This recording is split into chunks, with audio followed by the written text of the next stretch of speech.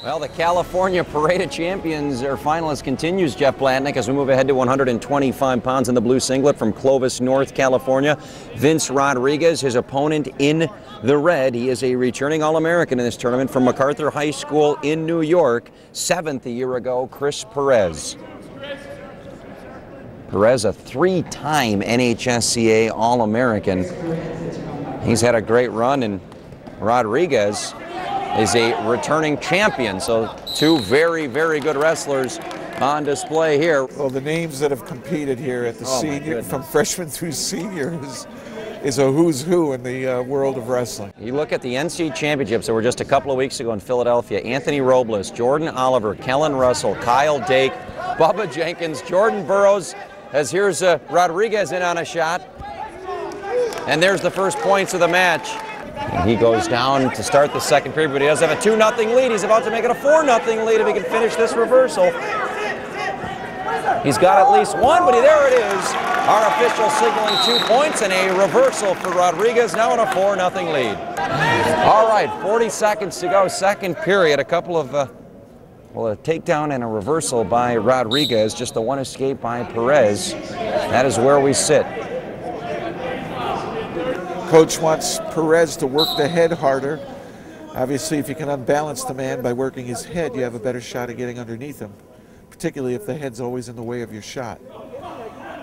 And that's what you notice most about good wrestlers is it's hard to get them out of position. There, Perez, listening to his coach, worked the head, executed a great double. Beautiful high crotch, switched over the double, just textbook fundamentals. And, you know, we were talking about the NCAA Division tournament with Bubba Jenkins, and there's some others. Just basic technique, head in the side cradle, half Nelson. It doesn't always have to be the flashiest move. Technique is technique on any level. There you saw it. Just clear the arm, pop the head, high crotch to a double. Basic thing you learn the first day of wrestling, and he hit it perfectly to get the takedown. 4-4 here going into the third period. We've got another good one on our hands. Now let's see if Perez remembers to work the head like his coach told him. It was Rodriguez that opened up this match with being able to get takedowns. Perez is doing less on the head now. Well, both these guys list pizza as their favorite food, so maybe they'll have a pizza party and talk about the finals here when we're over. We might be heading to overtime again. We've already seen one extra session tonight. We are 90 seconds away from overtime here at 125 pounds. All right, Garrett in. Nice single. Got the back vertical now, so he'll turn inside the legs. Perez doing a little bit of scrambled legs. Wants to step up with the left foot there and attack the head. Great scramble here by Perez, turning the tables. If he can get that leg hooked, he might get the takedown here.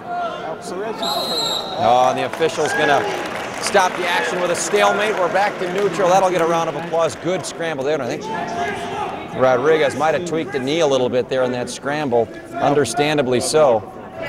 15 seconds to go in regulation.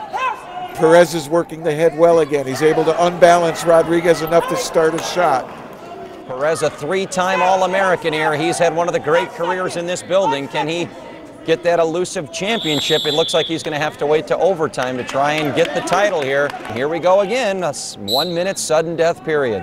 Body English tells me Rodriguez is in a bit of pain. He doesn't look real confident. Perez looks like he's starting to smell blood. Here we go to double overtime. There's the coin toss.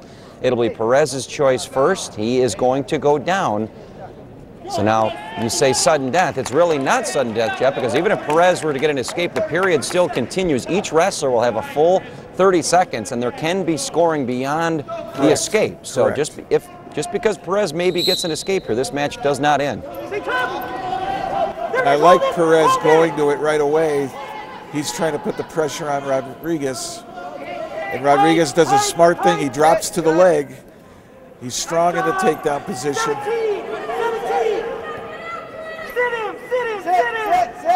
Maybe a kick out. Under 10 to go here. Perez has got to try and push down on that head and kick that ankle away. You see him trying to do it.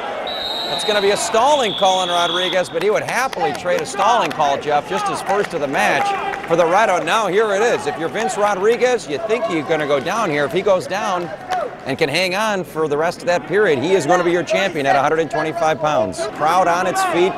Great setting here in this convention center hall for this final. Starts with hands on the bottom, but he doesn't have any hand control, but he has his switch. Rodriguez hits the switch. He's close. And there it is. There's the escape. Now 17 seconds. Again, Perez can still get a takedown here, and that would win the match. Rodriguez left the door open by letting him go. I thought he was going to finish the takedown. But he's got good hand-head defense. Perez having problems getting through it. And I think time is going to run out. A 5-4 double overtime victory for Mr. Rodriguez of California.